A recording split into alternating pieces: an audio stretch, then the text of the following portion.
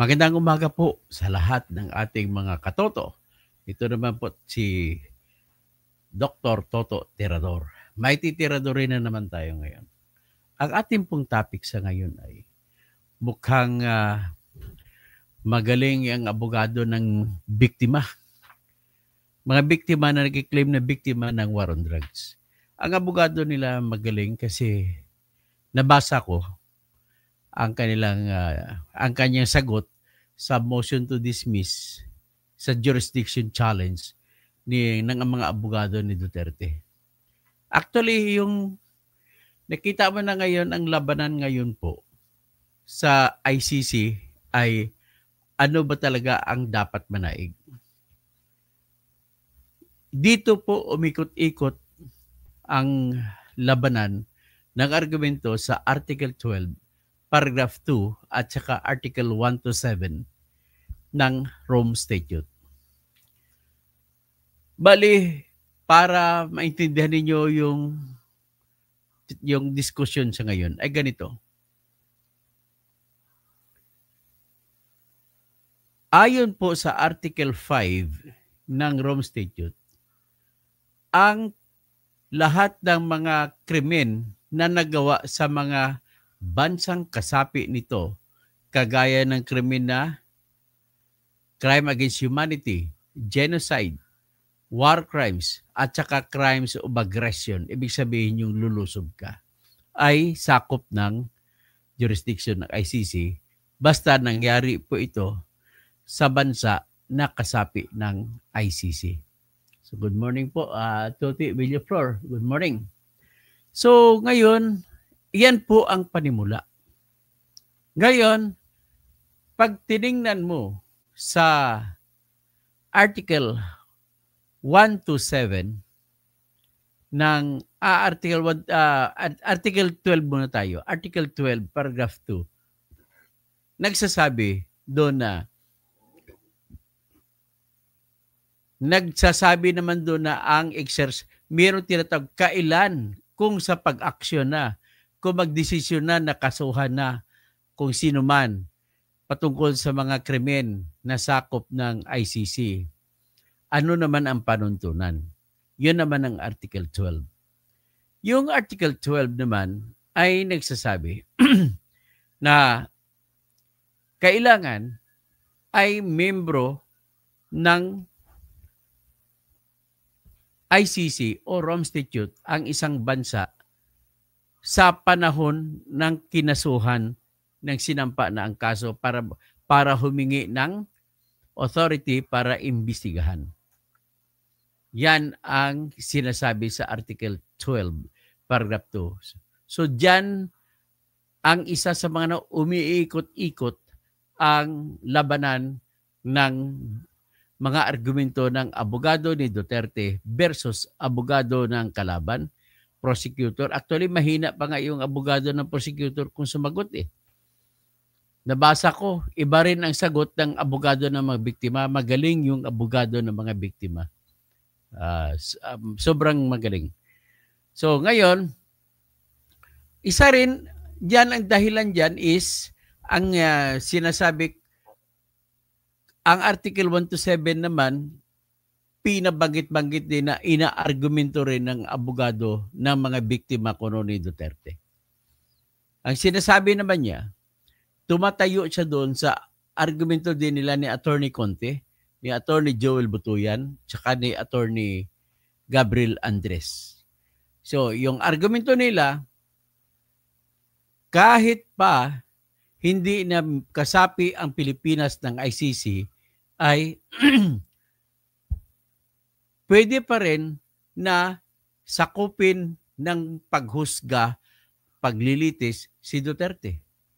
Ang rason nila sapagkat noong 2018, February 8, ay nag-anunsyo na ang Office of the Prosecutor ng International Criminal Court na magsasagawa na sila ng preliminary examination sa kaso sa sitwasyon sa Pilipinas. Ayon dito sa argumento ng abogado ng mga biktima ni Duterte, ay yang pag-umpisa ng preliminary examination sa panahon noong February 8, 2018, nakasapi pa ang Pilipinas ng ICC, ay isa sa mga any matter na kahit anong bagay na under consideration ng korte ay pwede magiging dahilan para magpatuloy ang International Criminal Court sa paglilitis at paghusga sa kaso ni Duterte. So yan po ang argumento nila. So pareho sila. Sa punto naman ng isa article 1 to sa article 12 paragraph 2, ang sabi lamang ng abogado ng biktima ay huwag naman daw istrikto na pag-interpret. Tanungin ko anong kahulugan nun. Huwag magbigay ng istrikto na pamantayan. Kailangan na daw normal. Okay? Pero ang pinakakaba, marami pa akong i-discuss sa inyo. I-discuss ko ito isa-isa. Pero sa ngayon, ang nais ko lang ma-discuss ay yung katotohanan na itong pagsuko ni BBM sa ICC nang sinuko nila si Duterte ay inargumento ng abogado na mga biktima na iyon na ang hudyat na nagbigay ng jurisdiction sa ICC para kay Duterte. So ibig sabihin, dahil doon sa binigay, ay sabi niya, iyan po ay isang hudyat din na kahit hindi member ang Pilipinas ng ICC, ay pwede rin kasi sa batas ng Rome Statute na kahit hindi member na makipag-cooperate at pagbigay nila, pag-surrender na sinuko nila, yun na daw ay sinuko din ni BBM ang jurisdiction ng over the Philippines papunta doon sa ICC. So, ngayon para maniwala kayo na totoong kinikwento ko, ay ipapakita ko ngayon ang pleading or ang sagot ng abogado ng mga biktima laban sa mga argumento naman ng mga abogado ni Duterte. Ito po yun.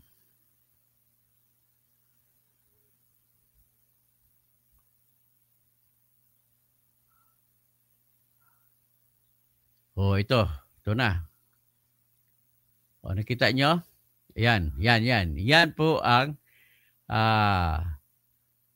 argumento ng mga abogado ng biktima. Ang title niya is Situation in the case Victims Observations on the Defense Challenge with Respect to Jurisdiction. So, ang kanilang abogado ng mga biktima ay hindi po si Atty. Conte, hindi rin si Atty. Joel Butoyan, hindi rin si Atty. Gabriel Andres, kundi ito, si Paulina Masida, Principal Counsel. So, hindi ko alam kung anong nationality nito ni Paulina. So, iba yung spelling niya, no? Paulina Masida. Masida. Hindi naman siya Masida na sa atin na si Senator Masida. Kundi Masida. So, yan, andun po siya sa The Hague, at The Hague, the Netherlands.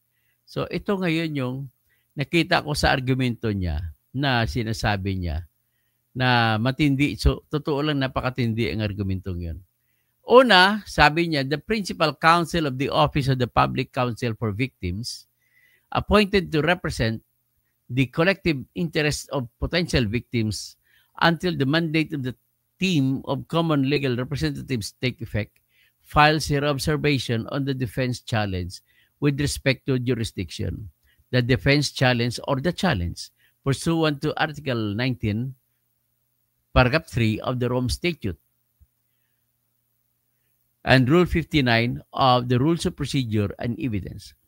The Principal Counsel submits that the defense challenge should be dismissed. Sabi, dapat ibasura daw yung motion nila ni Nicholas Kaufman. Sabi niya, the wording of Articles 12 and 1 to 7 of the Rome Statute is crystal clear, and thus the Republic of the Philippines withdrawal from the statute has no legal effect upon the already established jurisdiction of the court, especially since the prosecutor's preliminary examination had commenced before the said withdrawal became effective. Therefore, the need to resort to statutory interpretation does not arise, and the decisions of the pretrial chamber in its previous composition on the matter remain binding.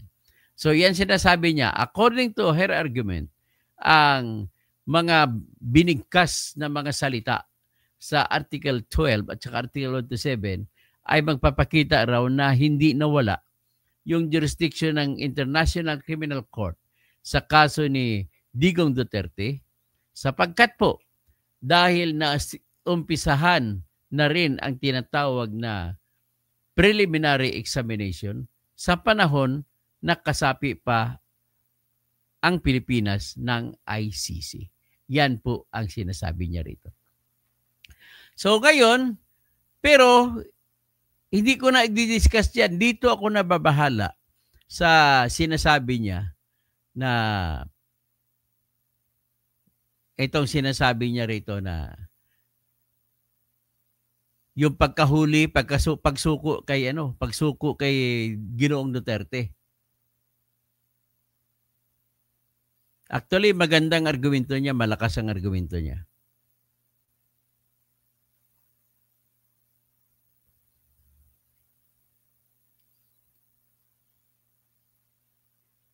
By the way, habang hinahanap ko, ang isa pang argumento niya ay nagbase siya sa preamble.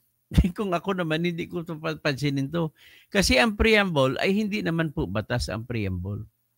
So, ang sinasabi kasi sa preamble, ang objective ng International Criminal Court ay ginawa ito para matigil na ang mga impunity. Yung mga ginagawa na mga kabuluktutan o di kaya mga pang-torture at mga crimes against humanity at mga genocide ay para matigil na yan, ito yung pakay nito. Kaya dapat ipatupad yung preamble, yung pakay ng preamble. At the only way na maipatupad daw ang pakay ng preamble ay yung dapat na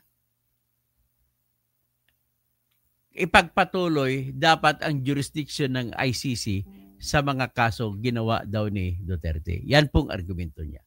Okay, basahin natin yung argumento niya tungkol kay Duterte. Na ang sinasabi niya na dahil sinuko ni BBM si Duterte sa ICC, katumbas daw yun ng pagsuko ng Pilipinas ng jurisdiction sa ICC. Oh, kita mo? Ay, ano ngayon to? Malakas ang dating nito. Mag-worry talaga si Duterte dito.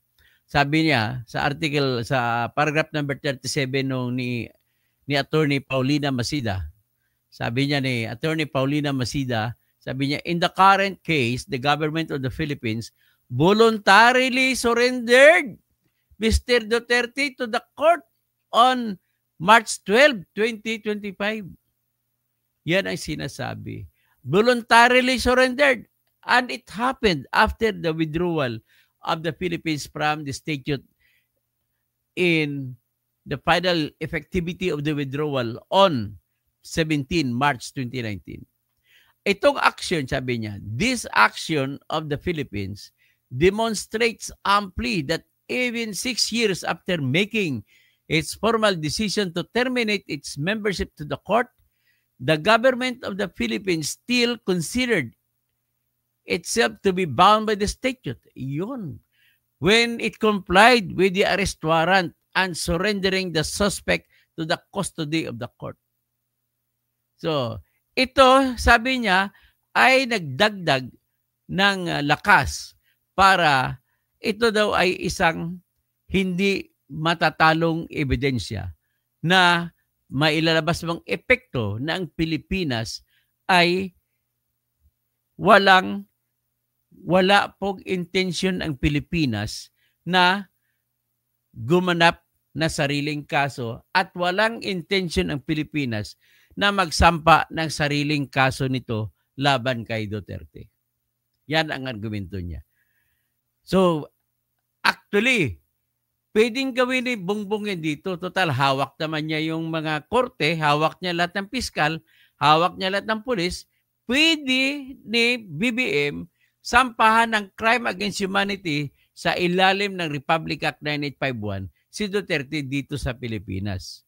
And more so, na marami na silang ebidensya nakuha sa Quadcom. Yan ang tanong ko, bakit hindi nila sinampahan ng kaso? At ang ginawa nila, sinuko nila doon. At ang ibig sabihin, according to the abogado ng mga biktima na tumayo ni si Paulina Masida, ay yun po ay indikasyon na sinuko ng Pilipinas ang jurisdiction sa ICC. Pagpatungkol sa kaso ni Duterte ang pag-usapan. Yun ang sinasabi rito. And because of that, basahin ko ulit, the arrest further provides an irrefutable proof to the effect that the Republic of the Philippines does consider that the court still can exercise, ibig sabihin ng court, the ICC can still exercise jurisdiction over the crimes committed in its territory as described in the warrant of arrest against Duterte. Pursuant to Articles 12 and 27 of the statute. This was also confirmed by the Supreme Court of the Philippines, sabi niya, argumento nila. Indeed, the state's own conduct, yung conduct ng Pilipinas na yun, which is in accordance or conformance to the treaty, showing whether it considers itself to be bound by it or not, na natatali ang Pilipinas sa batas nito, ay indikasyon na naintindihan nito yung Rome Statute. Naintindihan ng Pilipinas ang Rome Statute.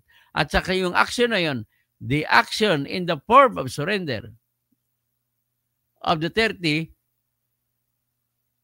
taken by the government of the Philippines is consistent with the interpretation of Article 12 to the effect that the court maintains and can indeed exercise jurisdiction over crimes committed on the territory of the Philippines, which were parties under condition of Article 1 to 7 of the statute.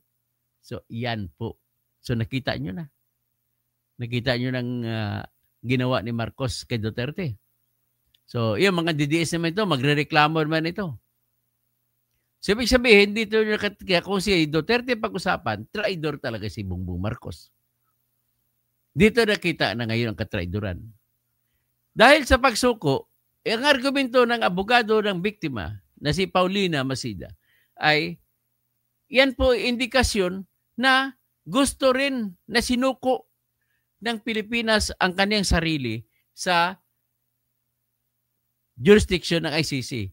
Kontra ito sa laging sinasabi ni Bongbong hanggang ngayon na hindi nila hinawalang jurisdiction ang ICC sa Pilipinas.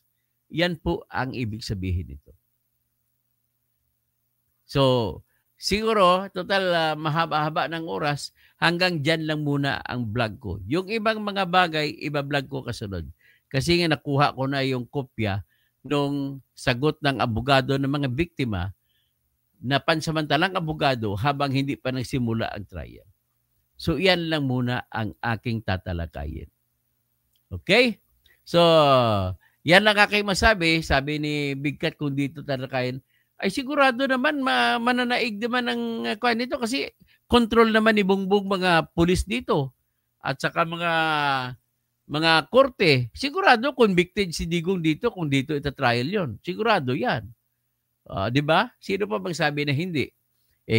Nahuli nga si Nicolas Torres Kibuloy . So, yan lang masasabi ko rito. Okay? So, magandang umaga po sa lahat. At yan lang muna ang ating pag-usapan. Sa sunod na yung iba.